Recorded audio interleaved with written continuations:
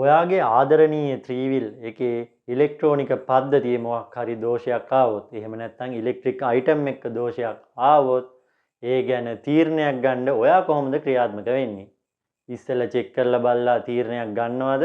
එහෙම නැත්නම් ඔයාගේ හිතුමනාපෙට පාර්ට් එක අලුතෙන් රීප්ලේස් කරනවද? මේ වීඩියෝ එකෙන් අපි කතා කරනවා ඔයාගේ ඉලෙක්ට්‍රෝනික පද්ධතියේ හරි ඉලෙක්ට්‍රික් අයිටම් එකක හරි මොකක් හරි ප්‍රශ්නයක් වුණොත් ඒකට තීරණයක් ගන්නෙ කොහොමද? ඒ වෙලාවට ක්‍රියාත්මක වෙන්නේ කොහොමද කියලා.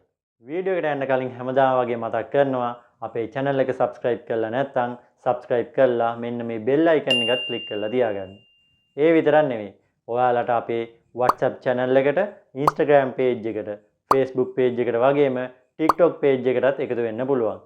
ඒ වගේ link ඔක්කොම පල්ලෙහා description එකේ තියෙනවා. ඒකෙන් ගිහිල්ලා ඔයාලට ඒ channel සහ ඒ pages එක්කත් එකතු වෙන්න පුළුවන්. අපි යන් අද වීඩියෝ එකට.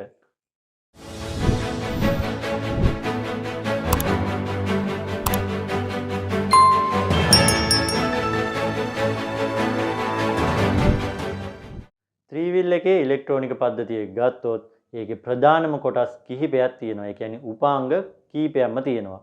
රෙක්ටිෆයර් එක, ඒ කියන්නේ RR යුනිට් එක, එහෙම නැත්නම් රෙගියුලේටර් එක, කොයිල් පැක් එක, බෝතල් කොයිල් එක කියලා හඳුන්වන HT කොයිල් එක නැත්නම් හයි ටෙන්ෂන් කොයිල් එක, සෝලනයිට් ස්විච් එක කියලා හඳුන්වන ස්ටාර්ටර් රිලේ එක. එතකොට වයර් හානස්, ඒ වගේ තවත් ගොඩක් ඉලෙක්ට්‍රොනික අයිටම් තියෙනවා. ඒ විතරක් නෙවෙයි බැටරි එක, එතකොට ස්විච් වර්ග, එතකොට හෝන් එක, මෙන්න මේවත් ඉලෙක්ට්‍රොනික පද්ධතියේම කොටස්. මේවත් මේ ප්‍රශ්නේදී අදාළ වෙනවා.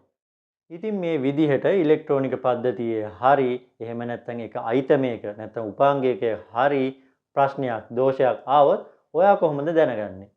අන්න ඒක තමයි මූලිකම දේ. සමහර විට ඔයාට හොඳ අත්දැකීමක් තියෙන්න පුළුවන්. මේ වෙන ලෙඩේ නැත්නම් ඔයාට දැනෙන ලෙඩෙත් එක්ක ඔයාට හිතා ගන්න පුළුවන් කොතනද මේ දෝෂය හට ගැරගෙන තියෙන්නේ කියලා. එහෙම නැත්නම් ඇති වෙලා තියෙන්නේ කියලා. එහෙම නැත්නම් ඔයාට පුළුවන් උපදෙස් ගන්න. කොහොමද උපදෙස් ගන්නෙ? අපි කලින් වීඩියෝ එකත් කතා කරා වගේ පරණ අත්දැකීම් තියෙන, ඒ වගේම මේ වගේ දේවල් වලට මූණ දීලා තියෙන, ත්‍රිවිල් ගැන හොඳ දැනුමක් තියෙන කට්ටියකින්, ඒ කියන්නේ යාළුවෝන්ගෙන් හරි, ඔයාගේ පාක් එකේ කාගෙන් හරි අහලා දැනගන්න පුළුවන්. එහෙම නැත්නම් ඔයා කරන්න ඕන හොඳම දේ ඉලෙක්ට්‍රික් කරන බාස් කෙනෙක්. එහෙම නැත්නම් ඉලෙක්ට්‍රීෂියන් කෙනෙක් ගාවට ගිහිල්ලා වාහනේ පෙන්නලා ලෙඩේ මොකද්ද කියලා අඳුනගන්න එක. කවුරුත් කියන දේවල් කරන්න ගිහිල්ලා නිකන් අමාරුවේ වැටෙන්න නම් එපා. ඔයාට කොච්චර දැනුම තිබ්බත්, පළපුරුද්ද අත්දැකීම් තිබ්බත්, එහෙම නැත්නම් ඔයා අහලා බලන කෙනාට කොච්චර අත්දැකීම් දැනුම තිබ්බත් අපි රෙකමන්ඩ් කරන්නේ, ඒ කියන්නේ අපේ උපදෙස වෙන්නේ ඔයා අනිවාර්යයෙන්ම ඉලෙක්ට්‍රික් බාස් කෙනෙක්. එහෙම නැත්නම් ඉලෙක්ට්‍රීෂියන් කෙනෙක් ගාවට යන්න ඕනේ කියන දේ. මොකද එයාට විතරයි පුළුවන් හරියටම මොකද්ද දෝෂය කියලා අඳුනගන්න. එහෙම නැති වුණොත් කලින් කිව්වා වගේ ඔයාම තමයි අමාරුවේ වැටෙන්නේ.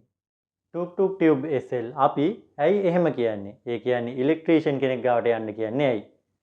සමහර විට ඔයාගේ අභිමතය පරිදි නැත්නම් ඔයා හිතන විදිහට කරලා ඔයා රීප්ලේස් කරන පාර්ට් එකේ නෙවෙයි ලෙඩේ තියෙන්නේ වෙන්න පුළුවන්. සමහර විට කනෙක්ෂන් එකේ අවුලක් වෙන්න පුළුවන්. උදාහරණයක් විදිහට ගත්තොත් ඔයා සෝලනයිට් ස්විච් එක නැත්නම් ස්ටාර්ටර් රිලේ එක සවුත් වෙලා කියලා හිතලා අලුතෙන් ස්ටාර්ටර් රිලේ එකක් දානවා. හැබැයි ඒ දැම්මත් ලෙඩේ ඇරෙන්නේ නැහැ. සමහර විට ඒක ඉලෙක්ට්‍රීෂියන් කෙනෙක් ගාවට ගියාම සෝලනයිට් ස්විච් එකේ සම්බන්ධතාවයේ මොන හරි එහෙම නැත්නම් කනෙක්ෂන් එකේ මොන හරි අවුලක් වෙන්න පුළුවන්. ඉතින් ඔයාලට රුපියල් 200කින් 500කින් වගේ කරගන්න පුළුවන් වැඩකට රුපියල් 2000ක් වියදම් කරන්නත් වෙලා ඒකින් ප්‍රයෝජනයකුත් නැති වෙන හින්දා තමයි අපි අන්න ඒ විදිහට ඉස්සෙල්ලම කිව්වේ. ඒ විතරක් නෙවෙයි. ඔයා හිතලා බලලා එහෙම නැත්නම් ඔයාගේ අත්දැකීම් උඩ දාන කොටස වෙනත් තැනක ලෙඩක් එහෙම නැත්නම් වෙනත් තැනක දෝෂයක් හින්දා සවුත් වෙන්න පුළුවන්. කොහොමද එහෙම වෙන්නේ? උදාහරණයක් විදිහට ගන්නකෝ ඔයා ස්ටාර්ටර් රිලේ එකම දානවා කියලා. ඉතින් මේ ස්ටාර්ටර් රිලේ එකේ ලෙඩේ නැතුව වෙන තැනක ලෙඩක් තිබිලා ඔයා අලුතෙන් රීප්ලේස් කරන ස්ටාර්ටර් රිලේ එක එහෙම නැත්නම් සෝලනයිට් ස්විච් එක අලුතෙන්ම දාපු එක පිච්චෙන්න පුළුවන්. එහෙම නැත්නම් ඒක අකර්මණ්‍ය වෙන්න පුළුවන්. ඉතින් ඔයාට එතකොට සල්ලිත් නැහැ, අලුතෙන් ගත්ත පාර්ට් එකක් නැහැ. අන්න ඒක තමයි දෙවෙනි කාරණේ. තවත් කාරණයක් කියන්න. සමහර විට ඔයාට රුපියල් 200ක ක්ලිප් එකක් වගේ නැත්නම් වයර් එකක් වගේ දෙයක් රීප්ලේස් කරලා ගොඩ දාගන්න පුළුවන් ලෙඩක් රුපියල් 5000 10000 20000 වගේ වියදමක් වෙනකන් ඇදිලා යන්න පුළුවන්. අන්න එහෙම වෙන්නේ ඔයාගේ හිතුමතයට නැත්නම් ඔයාගේ දැනුම පරිදි කටයුතු කරන්න ගියොත් මේක ඉලෙක්ට්‍රීෂියන් කෙනෙක් ගාවට ගියොත් 90%ක් විතර ෂුවර් ඔයාව ගොඩ දාලා දෙනවා රුපියල් 1000කට මෙහා ගානකින්. ඔයා හිතලා කටයුතු කරලා අලුත් රීප්ලේස්මන්ට් එකක් කරන එකේ ඊළඟ ප්‍රශ්නේ එහෙම නැත්නම් ඔයාට වෙන්න පුළුවන් පාඩුව වෙන්නේ ගොඩක් වෙලාවට ඉලෙක්ට්‍රොනික අයිටම් නැත්නම් ඉලෙක්ට්‍රික් පාර්ට්ස් ගොඩක් ආයතන වලින් ආයෙ බාරගන්නේ නැහැ. ඒ කියන්නේ විකුණුවාට පස්සේ ආයෙ මාරු කරන්නේ නැහැ. ඉතින් ඒ වගේ ප්‍රශ්නයකට ඔයාට මුහුණ දෙන්න වුණොත් ඔයා රීප්ලේස් කරන්න යන පාර්ට් එක ඔයාට අවශ්‍ය නැති වුණොත් මොකද කරන්නේ? ඔයා හිතන්න රෙක්ටිෆයර් එකක් වගේ දෙයක් ජෙනුයින් එකක්ම දානවා රුපියල් 8000 10000 වගේ ගාණක් යනවා. ඉතින් රෙක්ටිෆයර් එකේ වරදක් නැතුව ඔයා රෙක්ටිෆයර් එකක් මිලට අරගෙන ඒක පැකින් කැඩුවට පස්සේ මොකක් හරි ආයතනයකින් බාර ගන්න බෑ කිව්වොත් ඔයාට එක්කෝ ඒක තියාගන්න වෙනවා.